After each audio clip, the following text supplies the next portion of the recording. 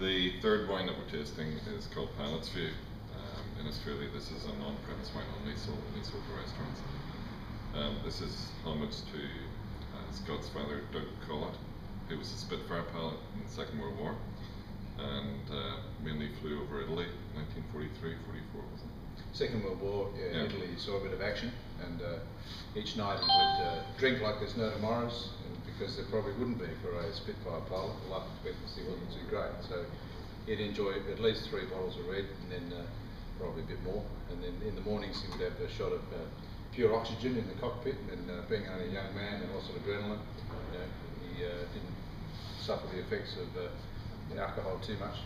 So he got a love of wine, and came back to Australia and made a pact with himself that if he ever survived the war, he would take up winemaking. And he was a man of some vision, and in charge of Australia's biggest winery, and he planted vineyards in areas where people wouldn't see the potential.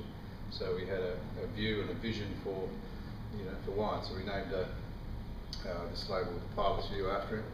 And he wrote a book about his 5 years in the Air Force and 50 years of winemaking. He died about 6 years ago, but he's got some funny little chapters in that book.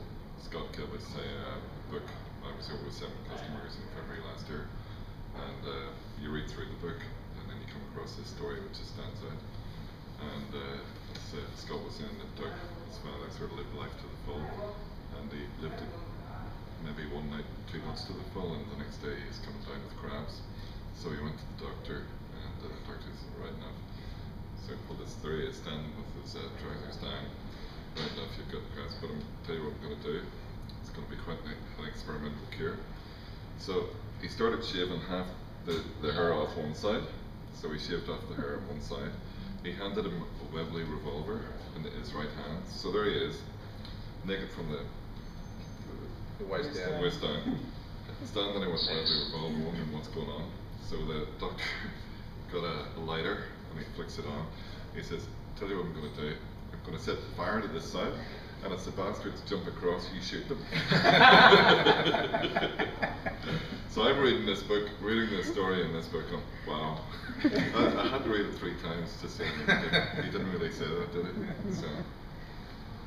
But the wine we've named after him, I think he would love, because it shows animation and fruit and depth. And it's a wine from a couple of small blocks on our vineyard that it has this particular juiciness and some real flavour, and he would be proud of it, I'm sure. I think this is the time where you really talk about your Scott looks after some of the winemaking, but Ben Glazer would look after all.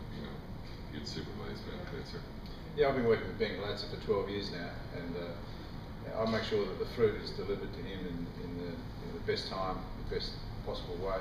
He looks after it from there. But as I say, I've been working with him for 12 years, so he knows what I'm looking for. And but he's a man of many talents. And his oak work is superb, and he's a perfectionist. And so we've set up the winery together, and so I look after it in the vineyard. He looks after it from the crusher, and then together in the tasting room we make the final decisions on what makes the grade for the various different wines that we make, and very happy with the results.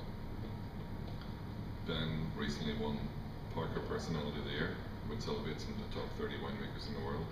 He'd be easily in the top 3 from Australia. It's Parker Scorsese. Have you got a bottle of Eamon Rye there?